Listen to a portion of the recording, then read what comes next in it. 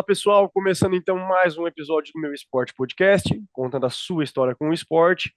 A gente está na quarta temporada, né? Como vocês já sabem, vocês aí que nos seguem, que nos ajudam a construir esses nossos episódios, a construir essas histórias aqui com o esporte, né? Nesse nosso projeto. Aqui quem fala é o Edu, eu estou aqui com ela, minha prima, parceira, sócia e idealizadora desse projeto aqui, a Cris. Tudo certo, Cris? Fala, pessoal. Gravando mais um episódio aqui do meu Esporte Podcast, contando mais uma história com o esporte. Tudo certo, Edu. Vamos para mais um episódio, dessa vez um pouco diferente, né? Bem no tema de história mesmo dessa vez, né? Isso, vamos se aprofundar um pouco numa modalidade que eu sou apaixonada, que é o futebol feminino. A gente já trouxe aqui outras personalidades, né, outras personagens em temporadas passadas. E justamente para resgatar um episódio não, né? Um período do futebol feminino, que foi o período de proibição, que durou ali quase 40 anos. Mas a gente tem tempo para fazer isso, né? Eu vou já logo apresentar aqui o nosso convidado, Auriel de Almeida, né? Ele é museólogo e designer, já trabalhou ali no Jornal Lance, que é um dos principais as principais mídias esportivas do nosso país, né? Ele é apaixonado aí por campeonatos antigos, escudos, clubes, né? E também focado muito na elaboração, um escritor, né? E especialmente do futebol, né? Então, em 2011, ele deu início à carreira de escritor, já lançou aí 3 livros: Passos do Campeão, Jogos Memoráveis do Botafogo e Camisas do Futebol Carioca. E também agora ele está lançando o Evas do Gramado, né? Então, Ariel, primeiramente, muito obrigado por ter aceito o nosso convite, né? E fala um pouquinho pra gente quem que é o Auriel e como é que foi para se chegar até o ponto de ser um escritor, ainda mais focado num assunto que é tão importante para nós brasileiros como é o futebol, né? Olá, pessoal. Muito obrigado pelo convite. É um prazer estar aqui. Falar um pouquinho, né, sobre esse livro, Ervas do Gramado, lançado pela Hanoi Editora. Esse livro surgiu foi uma coisa que... Foi um assunto que esbarrou nas minhas pesquisas, né? Eu pesquiso desde 2008. Eu comecei indo atrás dos campeonatos de antigamente. Eu sempre gostei muito de escudos de futebol, então eu sempre lia sobre os campeonatos do passado, e existem clubes que não existem mais, né? Como seriam os distintivos, como eram as tabelas de antigamente. Então, eu ainda estava na verdade, comecei a pesquisar um pouco antes disso, né? Ainda na faculdade. Comecei a ir na Biblioteca Nacional, que fica no Rio de Janeiro, que tem um acervo gigantesco, né, de jornais de antigamente, e comecei a me debruçar mais a sério depois de formado em 2008, né? Já entrei para uma organização chamada RSSF, que é uma organização de estatística de futebol de antigamente. Me tornei pesquisador deles e comecei aí esse trabalho de pesquisa esportiva no passado, né? Então, focado sempre, principalmente no Campeonato Carioca, né? Uhum. Com foco nos resultados Sim. dos jogos de antigamente. E já nessa época, assim, quando chegou na década de 40, eu fui surpreendido, assim, no ano de 1940, no final de 39, começam a aparecer algumas notícias de futebol feminino, e a primeira reação é de curiosidade, né? Porque você pensa, poxa, a sensação, todo mundo da minha idade achava, né, que o futebol feminino no Brasil tivesse começado na década de 80, né? A gente não Sim. conhecia essa história da proibição. E aí você começa a ver alguns jogos de futebol feminino, e de repente no ano de 1940, o futebol feminino explode no Rio de Janeiro. Ele tem um crescimento de popularidade absurdo. Então, e eu fiquei surpreso ao ver assim fotografia das jogadoras, o caderno de esportes dos principais jornais do país Aham. dando destaque, colocando fotos, colocando matéria com destaque, fazendo cobertura dos jogos. Teve torneio de futebol feminino, que foi um torneio de mata-mata realizado em um único dia, em 1940. E, e ao me deparar com esse evento, né, fiquei muito interessado. Pensei, ué, mas isso aconteceu? Por que ninguém fala disso, né? E Perfeito. comecei a ler sobre a pesquisa que eu estava fazendo Sim. na época. eu deixei um pouco de lado e quis ver até onde isso dava. E durante todo o ano de 1940 tinha futebol feminino, então começaram as críticas, né? Os jornais, tinham jornais que eram a favor, tinham jornais que eram contra, né? E veio a notícia da proibição já em 1941. Então, eu percebi que esse material precisava ser escrito, né? E aí eu passei a me debruçar nos anos anteriores para ver assim, não, teve alguma coisa de futebol feminino antes disso, e foi bem trabalhoso, né? E aí eu fui vendo que teve vários momentos que o futebol feminino tentou se consolidar, mas foram sempre iniciativas que duraram pouco tempo, mas quando finalmente teve uma iniciativa que foi muito forte, graças principalmente uma personagem chamada Carlota Alves de Rezende, né? A gente vai falar um pouquinho mais sobre ela daqui a pouco. O futebol feminino parecia que ia finalmente ter, né, esse pontapé inicial no Rio de Janeiro, e foi interrompido pelo governo, né? Então, o futebol feminino foi proibido e está aí, foi como você lembrou, né? Quase 40 Uns anos de 40 anos, atraso. isso. A proibição só caiu em 1979, né? E essa é uma história que eu gosto de falar para as pessoas. Por exemplo, o livro, ele tem as ilustrações aqui, se vocês puderem ver. Isso tudo saiu nos jornais, tá? Não são fotografias que eu fui atrás da família das jogadoras para conseguir, não é nada obscuro, isso tudo era publicado. Saía no Jornal dos Esportes, saía no Diário de Notícias, jornais importantes da época. Sim. Aqui. Auriel, desculpa, não sei se eu estou adiantando a nossa conversa, mas é algo que realmente desperta a curiosidade, né? Essa proibição tem algum motivo? Teve um porquê? Um Aí, fundamento? um fundamento, né? Um princípio por parte aí foi algo totalmente do governo, né? Foi do governo Sim, carioca, foi do governo Foi governo federal. federal, governo é, federal. e teve também algo semelhante a isso a nível internacional, teve algo assim nos nossos vizinhos, ou Europa, ou América do Norte. Teve. Teve alguns Teve países sim, teve também. sim. Alguns países teve proibição, se eu não me engano, aí eu não tenho certeza, acho que a Argentina teve proibição, Inglaterra teve Inglaterra, proibição. o próprio país que cria o futebol, ele acaba É, proibindo o futebol de mulheres. Sim, isso também já vi. então, E qual era a base disso?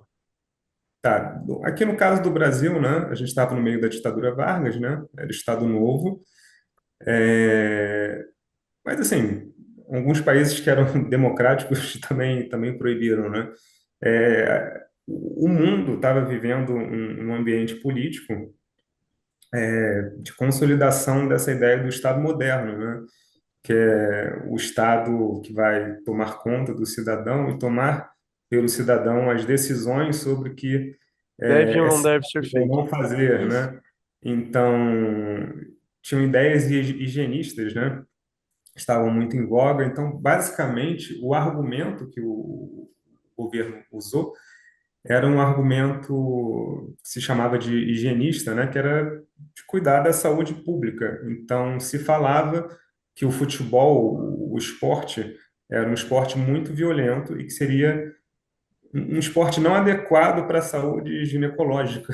É, ele disse, eu não quero Então, interromper aqui quem realmente sabe que é o nosso convidado, mas se dizia que não apenas para o futebol, outras práticas também foram proibidas ou não recomendadas para mulheres na época, porque dizia que o corpo da mulher não era adaptado, ou, por exemplo, o pé da mulher não serviria para entrar no calçado como uma chuteira. Foi mais ou menos por aí, né? Se eu não estou muito.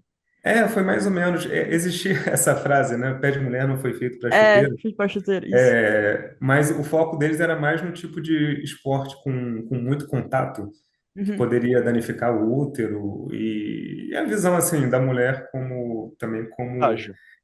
sempre futura mãe, né?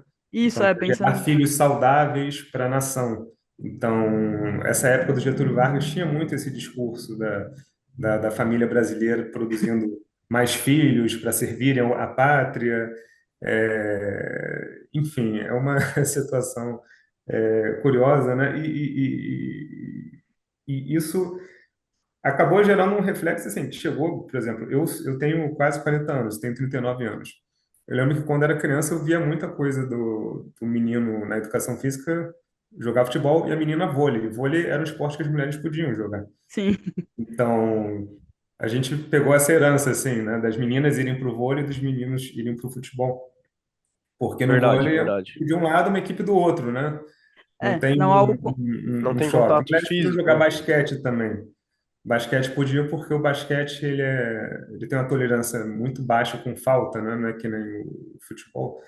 Mas, enfim, a desculpa do governo, todo governo, né? Quando proíbe alguma coisa, ele fala que é pro seu bem, né? tenta vender o peixe.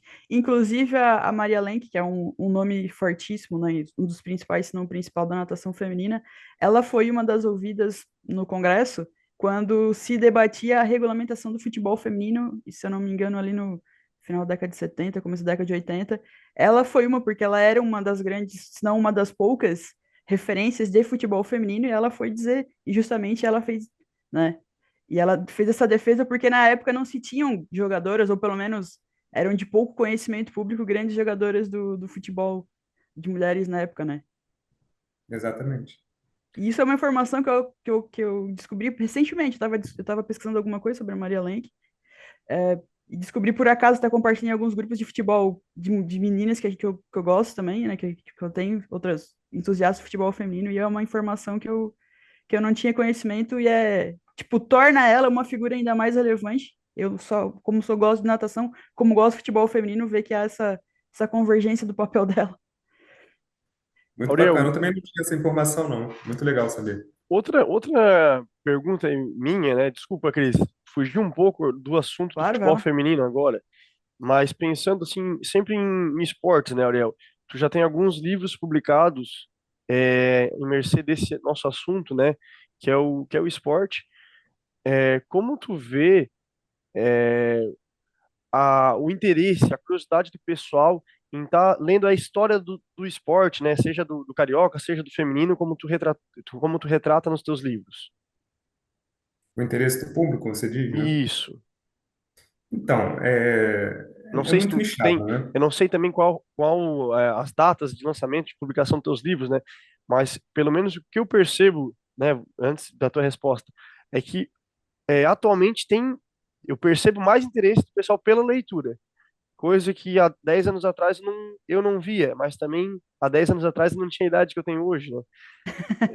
Então eu vejo assim, eu tenho a cabeça um pouco aberta para saber que coisa que não é do nosso interesse a gente não percebe também, né?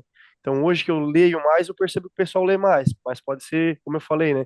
Porque eu mudei, né? Não o resto do mundo. É, existe um interesse crescente, assim, especificamente, assim, eu posso falar que no caso do futebol feminino tem um interesse muito crescente em saber a história do futebol feminino. É, já no futebol masculino, existem as pessoas interessadas em história, mas o futebol masculino anda muito contaminado pelo, assim, vou usar essa palavra é feia, né? Mas é clubismo, né? Então, eu vejo um movimento muito grande dentro dos fãs do futebol masculino de só consumirem Perfeito. coisas relativas ao seu Seu time, né? A time, pessoa sim. só assiste podcast de torcedor do próprio time, acompanha o jogo narrado No, pelos no caras do próprio canal, time, que pela quando o mídia, né? adversário faz gol, o cara fala, gol deles, que É, droga. é, o, é o Totalmente nós contra parcial. eles, né? É o parcial. É, é a coisa do nós contra eles, né? Isso. E quando se fala de história, e eu falo isso, inclusive, assim, eu sou torcedor do Botafogo e eu escrevi 2 livros sobre o Botafogo. As pessoas têm interesse na Ah, história de acordo. botafoguense. Nos É, encontramos recentemente e nos encontraremos. Só um pequeno adendo, porque recentemente a rivalidade entre Palmeiras e Botafogo, ela tem uma crescente, né? Então, só para dizer aí, tem. Não, e é alimentado justamente pelos dois principais dirigentes, né? O caso, pelos o John dirigentes Textor e a e Leila também Pereira. pelos canais, né? Sim, E pelo público, né? Porque, infelizmente, sim, o público quer consumir clubismo, né? Então, e eu falo isso de história, por exemplo, quando falo do Botafogo, eu vejo que alguns botafoguenses estão interessados na história do Botafogo, mas também de acordo com o que alimenta as próprias fantasias, entendeu? As próprias. Então, algumas questões estão sendo jogadas para debaixo do tapete, sabe? De campeonatos antigos. Então, infelizmente, sim, no futebol masculino há cada vez menos interesse sobre a história como ela foi, e as pessoas têm muito interesse na história como elas gostariam que fosse, né?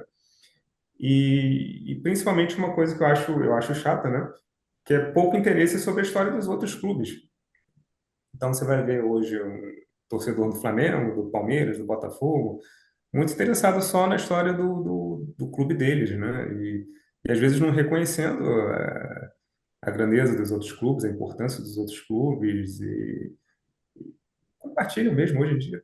O que tem de história mentirosa que é compartilhada, principalmente para tentar diminuir o adversário, né?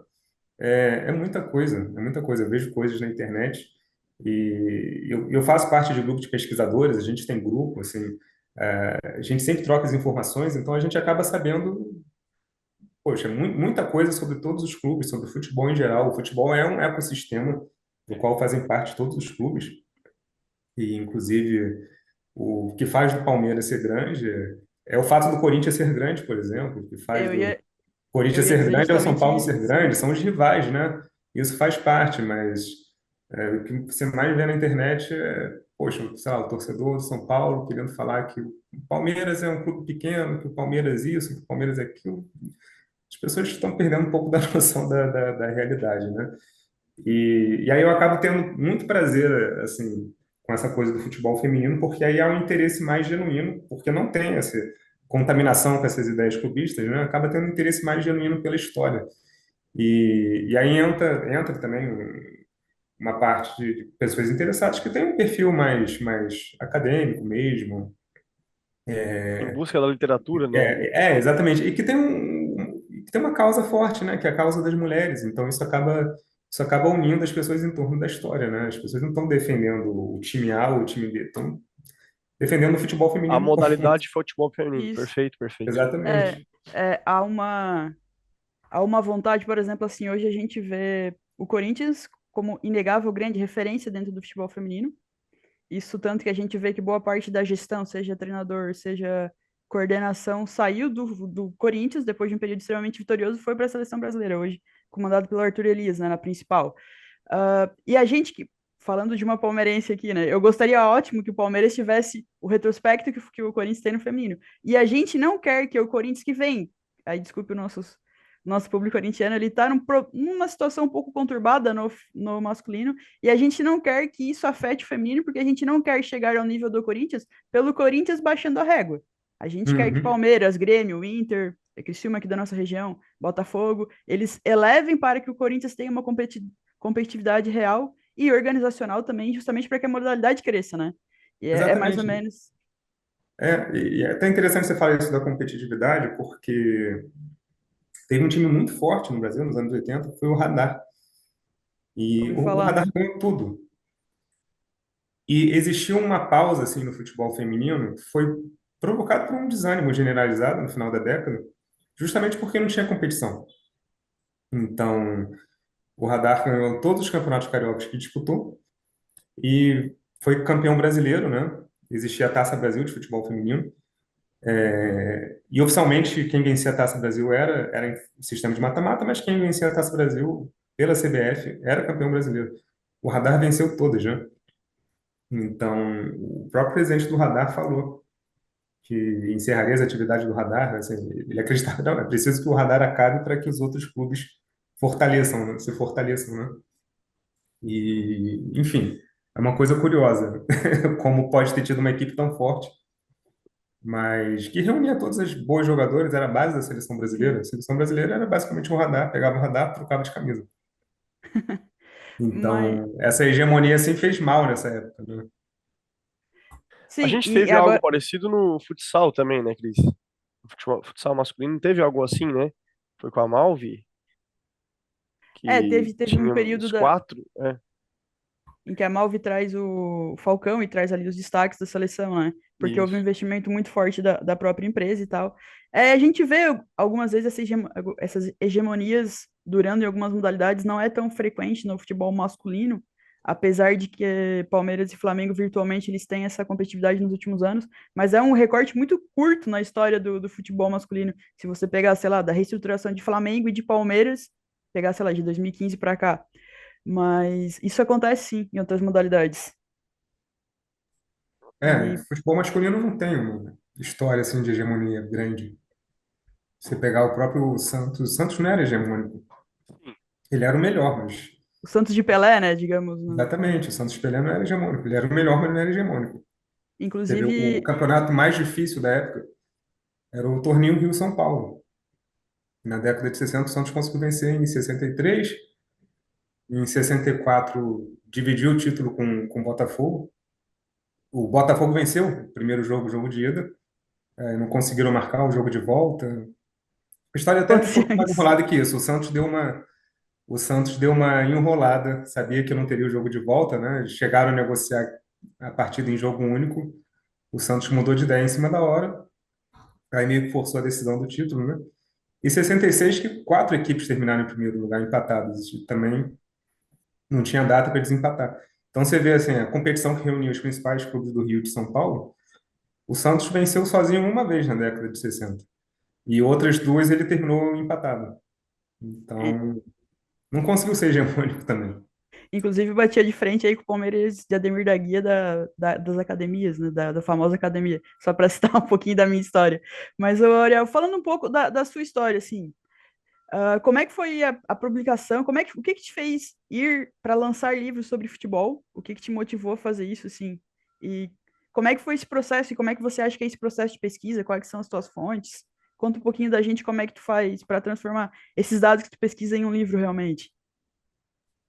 Olha, o primeiro livro que eu escrevi, eu fui convidado para escrever, né?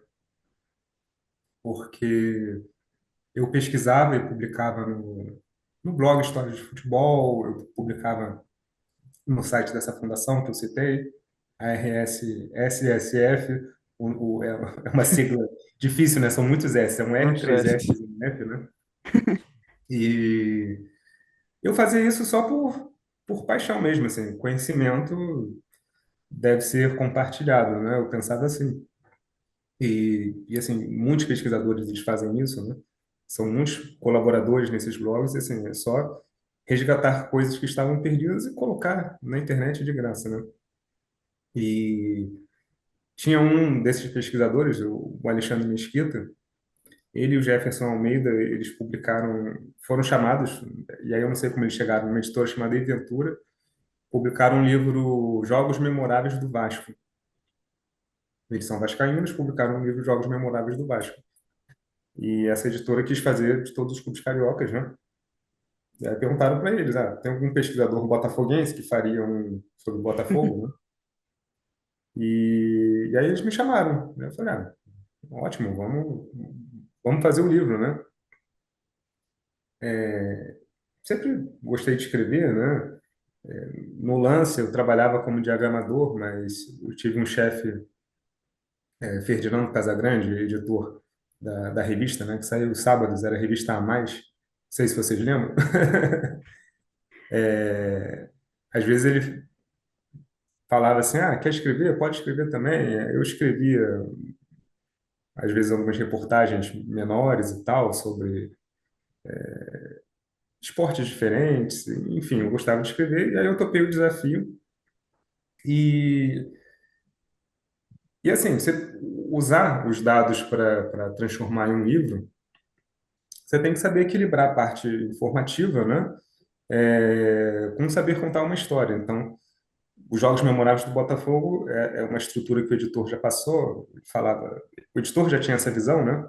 Aham. O Carlos Fernando, o editor da época, ele falou, olha, você precisa, tem que ter uma ficha técnica no final, falando os jogadores do time A, jogadores do time B, no caso o Botafogo, o adversário, né? Eram Uhum. 30 jogos, data, quem apitou, onde foi, público e tal, isso tudo, mas contando, fazendo uma crônica da partida.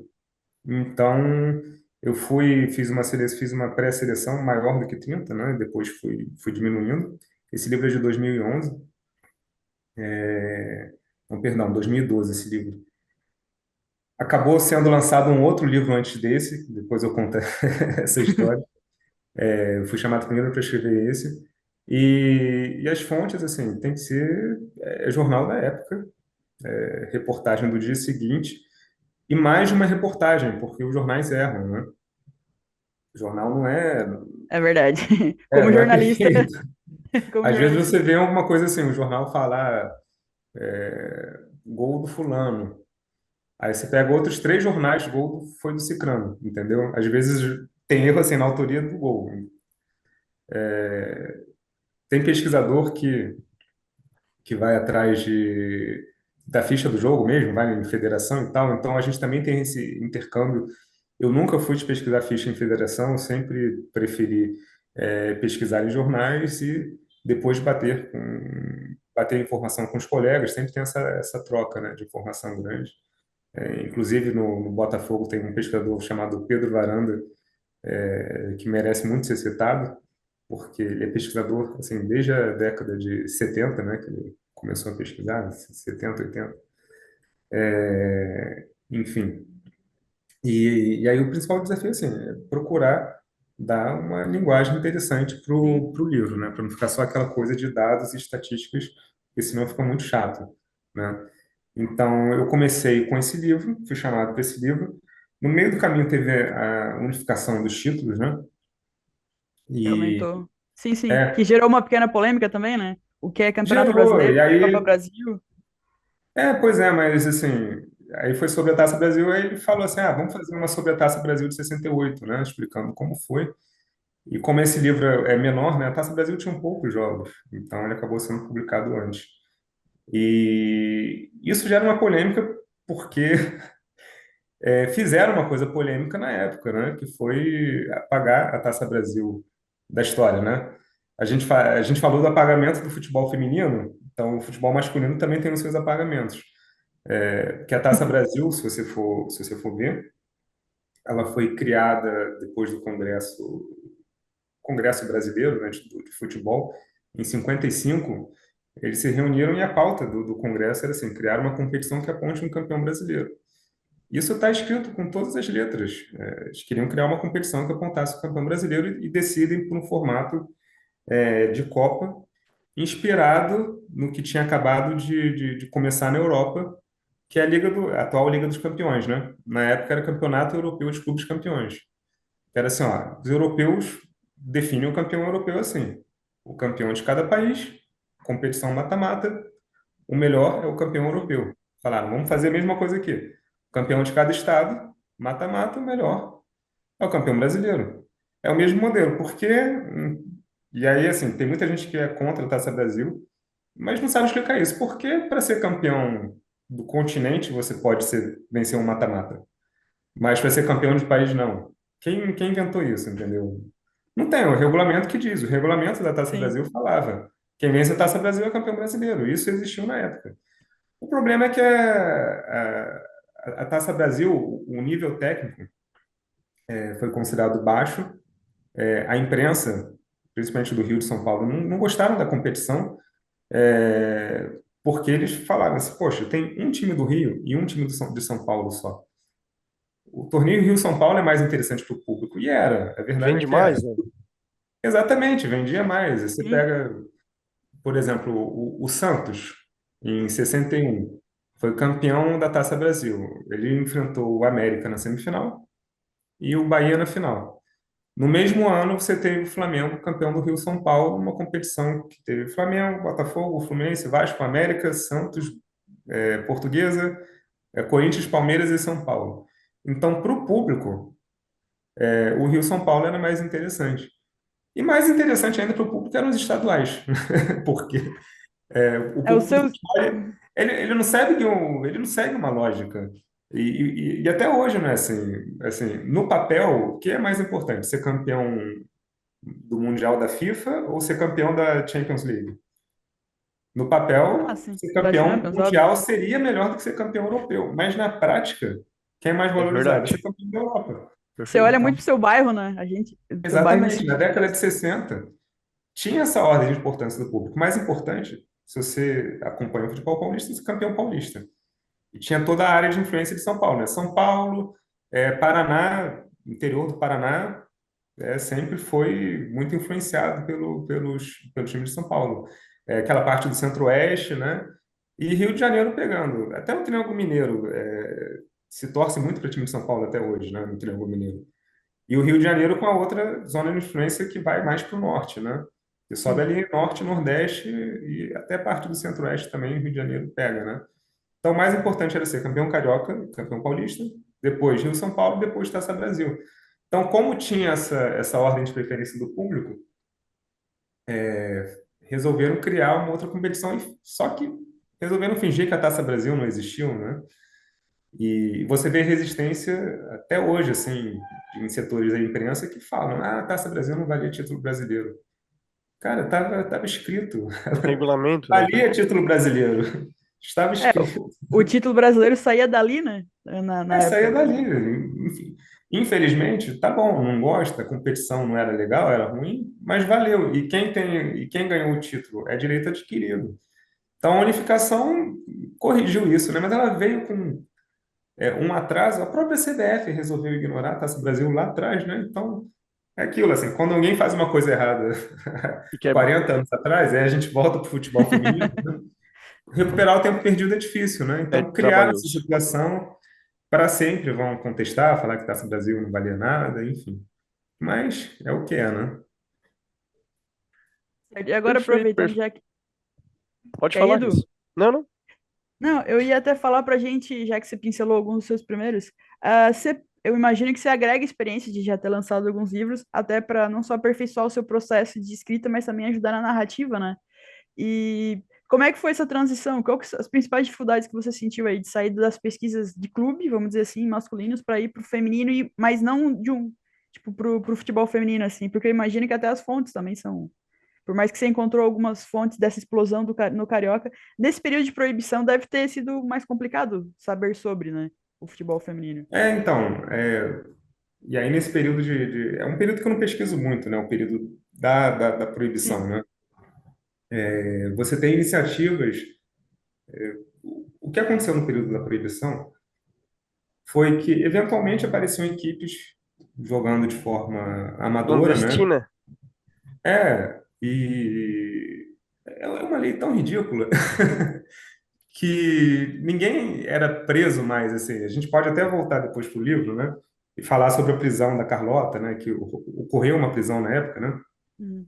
Mas é uma lei tão ridícula que assim, as- ocorreu assim, em Minas Gerais, teve esqueci o nome do time agora. Elas disputaram várias partidas amistosas, isso teve uma divulgação, mas como era proibido, assim, nunca ia para frente, porque você não vai poder jogar de forma profissional, você não vai poder viver disso, né? Seguir carreira, Quando a né? gente fala de futebol profissional, isso é uma carreira, né? Você não vai poder seguir carreira. Então, acontecia de jogar e assim, a proibição só foi acabar mesmo numa fase em que você começa a enxergar no futebol feminino uma oportunidade De de negócio? negócio também, é claro, né? A gente não pode esquecer que quando Sim. derrubam, o futebol feminino volta nos anos 80, que aí já era dos patrocínios, né? O próprio Radar era uma equipe mega patrocinada. Ele chegou a fazer que nem as equipes de vôlei da época, lembra? Que o nome do patrocinador juntava com o nome do clube. Ah, Então, ele teve vários patrocínios, né? Marca de relógio, marca nome de banco, enfim. Então, durante o período de proibição, assim, tem pouquíssima coisa realmente divulgada. Às vezes, algum time era formado, disputa algumas partidas, mas depois para, né? Então, o livro em si, ele é focado mais na trajetória de um time, né? sim. Fala de vários times, e ele é mais focado perdão, na trajetória de um time, que é o Primavera, porque os eventos que levam à proibição do futebol feminino, eles acabam sendo muito centrados em torno dessa equipe, né? porque foi a treinadora do Primavera que foi presa, né? Foi a Carlota Alves de Rezende, e, e eles arrumam, né, uma desculpa para prendê-la, que é uma acusação de lenocínio, né? Lenocínio seria... Eu ia te perguntar o que era mesmo. Ela foi acusada de ser cafetina das jogadoras. Nossa, E assim, absurdo. e obviamente ela foi solta depois, porque não tinha nada a ver, né? Mas ela fica um período considerável presa ou é tipo, uma prisão rápida? Como é É uma que. prisão rápida, Ah, tá. porque o que aconteceu, o Primavera, quando ele surge em maio de 1940, ele surge a partir da cisão de um outro clube, que era o Esporte Clube Brasileiro, e a Carlota Alves de Rezende, que é a grande iniciadora do futebol, a grande incentivadora do futebol feminino no Rio. Ela era viúva, ela tinha várias propriedades, era uma pessoa com recursos, né? Então, ela conseguiu introduzir o futebol feminino em clubes que já existiam no subúrbio. Ela funda esse outro clube, que é o Primavera, que consegue reunir boas jogadoras, no caso da Célia, da Anice, que são sobrinhas dela, inclusive. Tinha a Elsa, tinha a Ida, e o Primavera faz ótimas partidas, ele só sofre duas derrotas, né, no ano inteiro. Ele faz boas partidas em paralelo ao Esporte Clube Brasileiro, que já tinha sido uma equipe que tinha sido fundada por ela, né? E aí você tem algumas situações muito interessantes que precisam ser lembradas, por exemplo, o fato de que no Pacaembu, quando ele faz um amistoso para inaugurar os refletores noturnos, né? O primeiro jogo noturno do Pacaembu é São Paulo e Flamengo. A preliminar conseguiram colocar duas equipes femininas, o Esporte Clube Brasileiro e o Nossa, Cassino de Realengo. pra Então, época é um feito. exatamente, as primeiras pessoas que jogam à noite no Pacaembu são duas equipes femininas. Jogam na preliminar de São Paulo e Flamengo. E com um bom público, casa cheia. Então, existiam empresários apoiando o futebol feminino.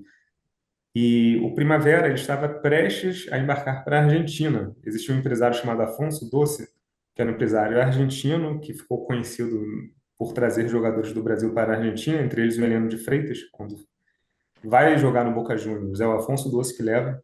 Inclusive, O só uma Af- pequena uma menção a quem não assistiu, assistiu o filme do Heleno, né? Que é interpretado até pelo Rodrigo Santoro. É, Filme muito interessante, inclusive, imagino que para um botafoguense também, mas só um filme, fica a menção. filme interessante. E esse filme tem uma coisa curiosa que eu posso até comentar depois, né? Tem uma frase do filme que, graças ao filme, os botafoguenses acham que essa frase foi dita de verdade, né? Que o Heleno no filme fala que o Botafogo não é lugar para frouxos, uma coisa assim. E tem pessoas que usam essa frase como se Nossa. o Nossa, Heleno tivesse dito de verdade, né? O Botafogo não é lugar de covardes, é isso que ele fala no filme. Isso é uma cena do filme. Eu já vi pessoas falando assim, Botafogo não é lugar de covardes, abre aspas, levando fecha aspas. faixa no estádio. Heleno É, de mas Freitas. Mas é uma frase do filme, gente. vai Não Rodrigo foi... Santoro. Exatamente, né? Vida e da arte, né? Então, mas voltando, esse Afonso Doce, ele se interessou pelo futebol feminino brasileiro e falou, poxa, vamos fazer uma partida na Argentina, mostrar o futebol feminino na Argentina, de repente, né? Estimula a criação de equipes femininas lá também. E, e essa notícia, isso ocorre num momento em que o futebol feminino já estava sob ataque, né? Os ataques começam após uma carta aberta feita por um escritor chamado José Fuzeira. Eu posso até ler um trechinho dessa carta aqui, no livro, né? Que é uma carta que ele endereça para o presidente Getúlio Vargas, né? Ai, que Enfim, o gente futebol boa. feminino já estava sob ataque. Aí, quando vem essa notícia de que, poxa, o futebol feminino ainda vai ser exportado para a Argentina, vão fazer uma exibição, algumas pessoas falam, tipo, poxa, olha o que vão fazer, vão envergonhar o Brasil, aquelas coisas, né? Como elas Perfeito. ousam? Tipo isso. Exatamente. Na véspera do jogo, inventa essa acusação de lenocínio, Contra a fala Carlota. contra a Carlota, que era dona barra treinadora da equipe, né? Ela é presa, a viagem é cancelada Ó, e o Primavera é proibido pela polícia de exercer atividades, porque falam, não, o Primavera é fachada para prostituição, né? que era uma coisa totalmente sem sentido, né? E a proibição do futebol feminino depois é regulamentada no comecinho de 41, Pelo governo com daí, como lei. aí como É, lei, é né? o Na decreto, verdade, decreto-lei. o Decreto-Lei dos Esportes, né? Acho que é 14 de abril de 41, e que diz que as mulheres não podem jogar esportes que não sejam compatíveis com a sua natureza. A lei não fala no futebol, mas diz que o CND, o Conselho Nacional de Desportos, tem o poder de dizer o que pode e o que não pode. E aí o CND já decide que o futebol é um dos que É um não pode, esporte né? violento para o corpo feminino.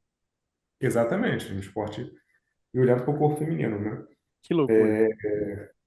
E se você É, quiser fazer uma coisa violenta com seu corpo, não pode, né? Pular de bungee jumping. Tá, né? Ninguém proibiu o alpinismo, né, para os homens. não, mas, ô, Ariel, já acho que já estamos aí com quase 50 minutos de gravação, né? Já vamos aí discorrendo, encaminhando para os encerramentos do nosso programa, enfim. Queria saber, né, até uma pergunta do nosso patrocinador, né, do Pergunta Atletas. Perfeito.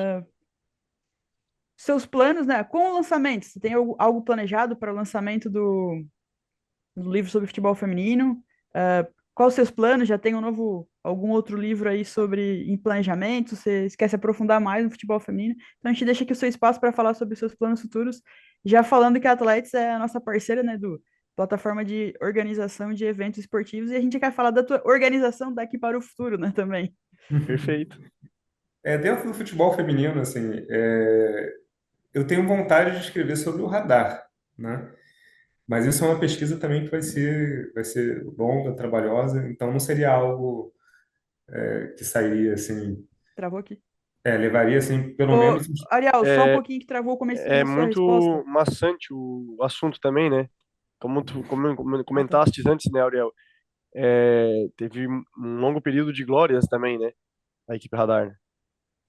sim, sim. Então, o radar é um assunto que me interessa bastante, é, mas acredito que precisaria ainda, assim, no mínimo uns 3 anos de pesquisa, né? Então, é um assunto que está no meu radar, perdoe o trocadilho besta, mas não tenho expectativa de lançar assim logo, né? Então, é uma coisa mais para os próximos anos. Certo.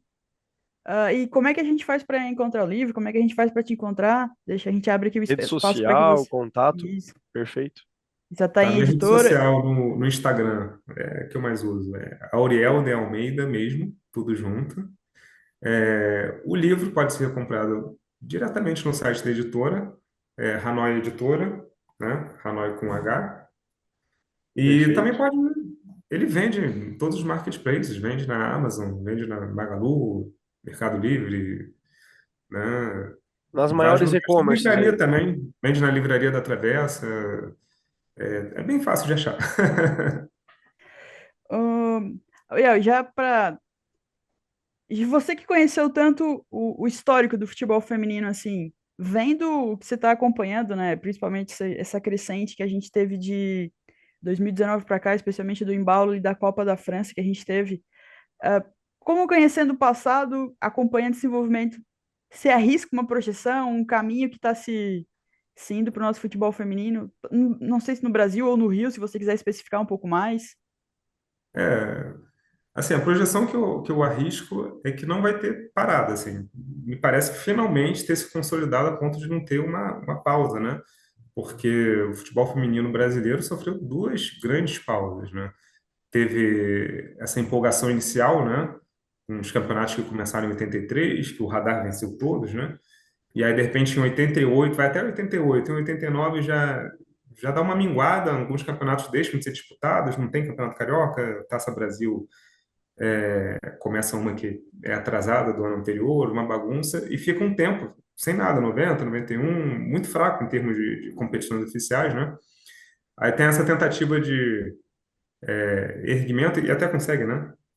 95, 96, que já é uma fase que tem, por exemplo, o Vasco da Pretinha, né? Sim, O São Paulo da Cici, né? E, aliás, deixo até uma observação, né? A gente fala muito de história, valorizar. Falei que o futebol feminino as pessoas têm muito interesse, né? É, as pessoas estão fazendo com o futebol feminino a mesma coisa que fizeram com o masculino em 71. Você pega, os veículos de imprensa estão falando que o Campeonato Feminino Brasileiro começou em 2013, listam os campeões e ignoram campeões brasileiros Passado. femininos anteriores a 13. Ignoram São Paulo de 97, ignoram Vasco de 93, 94, 98, ignoram Radar, não listam esses clubes como campeões brasileiros. Só listam de 2013 para cá. Isso é um erro, tá? Mas enfim, aí teve Campeonato Brasileiro até 2001, teve uma pausa, ficou tendo só a Copa do Brasil e só voltou a ter Campeonato Brasileiro em 2013, né? Então, prognóstico que eu arrisco dizer é que eu acho que está bem estabelecido o Campeonato Brasileiro Feminino. Acho que ele vai conseguir se manter assim todo ano, porque agora, inclusive, tem divisões, né? Tem um calendário um pouquinho Elaborado, né? mais interessante, né? Agora, o desafio é sempre a base, né, do futebol. Eu vejo mais escolinhas de futebol, Sim. hoje em dia, uma coisa que eu não via antigamente, eu vejo aqui no Rio, meninas com roupa de escolinha, que estão indo para a escolinha, ou seja, pô, jogadoras para... isso é uma coisa muito... Eu sou muito otimista nesse sentido, né? É, mas eu acho que sempre tem que tomar cuidado com a base. Então, por exemplo, o futebol feminino faz sentido esse modelo de campeonato estadual, já, as pessoas já estão discutindo no masculino se precisa de campeonato estadual, se o campeonato estadual pode ser diferente, se pode ser uma divisão regional, entendeu? O estadual feminino do Rio, por exemplo, ele teve uma edição que teve time perdendo de 56-0 do Flamengo. Tem, tem Como é que um, esses, tem um, tem um como é que esses times desnível, estão na mesma divisão, entendeu? tem um desnível, né? Tem uma falta de equiparação. Exatamente. Isso acontece Então, no Paulista que eu acompanho, aqui em Santa pois é. Catarina. Aqui em Santa já fica até uma sugestão também, quem sabe, o Kinderman, né? Que hoje é Kinderman barra Havaí, né? Não sei se você É, acompanha tanto, mas é um grande referencial aqui do estado, né? O Kinderman. O Criciúma também aqui na nossa região, ele é uma grande referência, e o Criciúma ele faz um trabalho interessante, muito de base. O nosso, é até um pouco mais nivelado, né? O catarinense, mas o que você falou realmente é muito presente, como há um desnível ainda nas primeiras divisões dos estaduais, né? sim. No Paulista isso é frequente. Então acho que assim, a pirâmide do futebol feminino tem que ser pensada e assim, com os parâmetros do futebol feminino, né? Porque às vezes a gente acha que o futebol feminino deve só replicar O o masculino. masculino. E não é E mesmo feminino. esse modelo, assim, tem gente que é contra, tem gente que é a favor, e eu não vou entrar nessa questão, mas, por exemplo, se obrigou as equipes da Série A a terem equipes femininas, né? E algumas pessoas argumentam que, por exemplo, os campeonatos, é, países onde o futebol feminino é muito bem desenvolvido, Estados Unidos, Suécia, não necessariamente as grandes equipes femininas são as mesmas equipes que são boas no masculino. Inclusive, assim, pegar no caso dos Estados Unidos, Suécia, Noruega, às vezes é justamente o contrário. A grande equipe feminina, os grandes clubes femininos lá, são clubes que têm o futebol feminino como seu produto principal. Ó. Somos uma equipe de futebol feminino, ponto. Então, assim, nós não temos equipe masculina, e alguns temos equipe masculina que ela é fraca, porque é no feminino que eles investem, né? Então A a Ferroviária gente. pode ser citada como exemplo desse, né? Em que o feminino ele sobrepõe o masculino, né? No tese, a Ferroviária de São Paulo, né? A Sim, Ferrinha. sim, sim. Então, Ferroviário de São Paulo é um grande exemplo, né? Campeão da Libertadores, se eu não me engano, né? São José também, de Sim, São Paulo. sim, São José também. Então, assim, não necessariamente o futebol masculino e o feminino precisam ser o espelho do outro, né? Então, acho que tem que ter esse olhar também do futebol masculino como um produto em si. As necessidades do feminino, quem está disposto a investir no feminino, o calendário do feminino, não precisa ser tudo igual ao O masculino. masculino. Só um pequeno adendo aí, é que essa questão foi a própria Comebol que ela aplica, né? A partir É, de 2019, os times masculinos que quisessem disputar competições internacionais, eles deveriam ter também equipes femininas. Foi uma forma de incentivo também, né? A que as camisas fortes do masculino entrassem é. no Então, feminino, mas sempre a análise ela sempre cabe na avaliação se ela serve para isso. Eu gostei porque, querendo ou não, foi uma forma em que o Palmeiras ele se insere novamente, porque ele é, como você falou, ele tem uma pausa, eu acho que ele fica até 2013, ele disputa o Paulista, ele ganha o Paulista, e depois ele volta só em 2019, assim, então... o lado bom, assim, dessa obrigação é você fazer essa transferência de público, né? Você conseguir fazer Sim, isso. né? Então tem esse impacto positivo. O impacto negativo é que, assim, eu não vou citar nome de clube, mas tem equipe que fez ou criou uma equipe feminina só porque era obrigado. Chamam meninos do futsal para ficarem perdendo de 9-0, 10-0, É, 12-0, isso no Campeonato Brasileiro, né? A gente sabe é, o que houve, né? a gente chegou a discutir isso quando a gente entrevistou a Bina, que é a As treinadora meninas, do Criciúma, né, das meninas carvoeiras aqui da nossa região. Ela treina e a gente cita isso, que foi um caso bastante flagrante no ano passado no Brasileiro, né? É. No ano passado. 2020. então, como a gente falou aqui, né, o Auriel já deixou a rede social dele aqui, no Instagram é @AurielDAlmeida, né? Lá também na bio dele tem o site da editora para estar adquirindo os livros dele. Foi um bate-papo muito legal, né, Cris? Hoje bem sobre história do esporte mesmo, bem Sim, bacana, conhecendo mais aí sobre a história nacional do futebol feminino. Eu como não acompanhei muito a conversa, né? A Cris aqui, como ela falou, ela já sempre estava mais por dentro do assunto do futebol feminino, é, mas é muito interessante saber isso, né? Eu realmente não tinha conhecimento dessa proibição aí no nosso país do futebol feminino. É triste, e é feliz também que a gente está dando a volta, que a nossa parte a gente está fazendo, né, Cris? sim.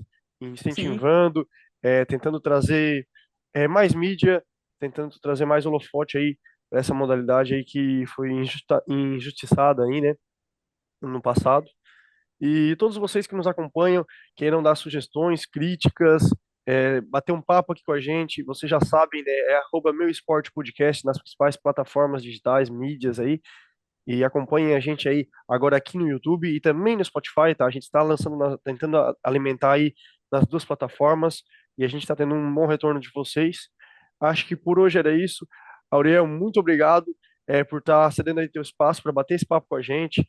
Se quiser deixar mais algum recado aqui, esse espaço aqui agora é teu, tá certo? Só agradecer a você, Eduardo, a você, Cristina. Muito obrigado pelo espaço e pela oportunidade. Um abraço a todos. Beleza, então, Da, da, Cris. mi- então, da minha parte, queria agradecer também ao nosso convidado, né, de futebol feminino. É impossível não notar agora, especialmente em vídeo, né, o quanto me motiva, né, como jornalista, acabo eventualmente fazendo alguns trabalhos sobre dentro das quatro linhas, não é tão não represento tão bem, mas a gente tenta representar com o talento que a gente tem de fora, né? Então, mais um episódio entregue, mais um episódio de futebol feminino, e eu espero que todo mundo continue acompanhando a gente, porque tem muita história com o esporte para ser contada, né, Edu? Perfeito, perfeito. Então era isso aí, pessoal. Até o próximo episódio. E a gente conta aí com a interação de vocês, o apoio de vocês, para a gente continuar trazendo mais e mais histórias com esporte aqui no Meu Esporte Podcast. Um abraço, valeu!